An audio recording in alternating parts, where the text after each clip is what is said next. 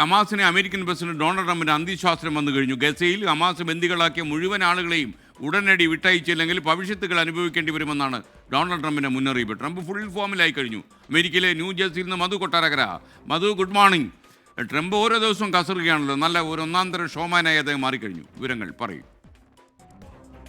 Morning S K ഓർക്കണം, Donald Trump പണ്ട് T വിയിൽ അവതാരകനായിട്ട് വലിയ വിജയങ്ങൾ സമ്മാനിച്ച ഒരാൾ കൂടിയാണ്. ഒരു പഞ്ചായത്ത് പ്രസിഡന്റ് പോലും ആവാൻ പറ്റിയില്ലല്ലോ മധു. എന്നിട്ട് നമുക്കൊന്നും ഇതുവരെ ഒരു പഞ്ചായത്ത് പ്രസിഡന്റ് പോലും ആവാൻ പറ്റിയില്ലല്ലോ. ഇത്രയും കാലമായിട്ട് അവതരിപ്പിക്കുക ഒരു കാര്യമില്ല. ഇനിയും വർഷങ്ങൾ ബാക്കിയുണ്ട് എസ് കെ, പറയാൻ പറ്റത്തില്ല എപ്പോഴായിരിക്കും. നോക്കാം.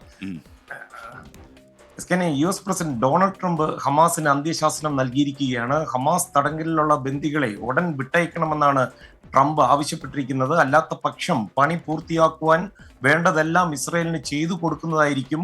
പറയുന്നത് അനുസരിച്ചില്ലെങ്കിൽ ഹമാസിന്റെ ഒരാൾ പോലും സുരക്ഷിതരാകില്ല എന്നും ട്രംപ് പറയുന്നു.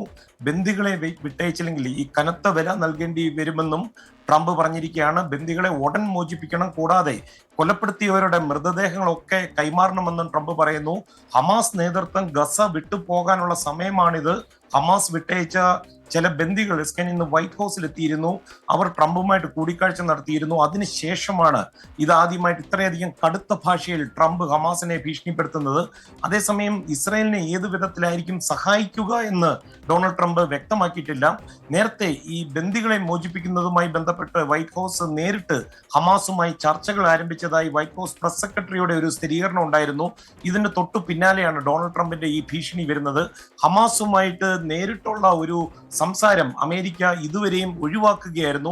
ഭീകര സംഘടനയായിട്ടൊക്കെ ലിസ്റ്റ് ചെയ്തിട്ടുള്ളവരുമായി അമേരിക്ക സാധാരണ നിലയിൽ ചർച്ച നേരിട്ട് നടത്താറില്ല. അതൊരു അമേരിക്കൻ നയത്തിന്റെ ഭാഗമായിട്ട് തുടരുന്നതാണ്. ഈ സമീപനത്തിനാണ് ഉടനെ മാറ്റം വന്നിരിക്കുന്നത്. ഗസയിൽ ഇപ്പോഴും ഹമാസ് 59 പേരെയാണ് ബന്ദികളാക്കിയിട്ടുണ്ട്. അതിൽ 24 പേർ വരെ ജീവിച്ചിരിപ്പുണ്ടെന്നാണ് ഇസ്രായേൽ കരുതുന്നത്. ബന്ദികളാക്കിയവരിൽ അമേരിക്കൻ പൗരന്മാരും ഉൾപ്പെടുന്നുണ്ട്. Thank you Madhu Kottarakkara.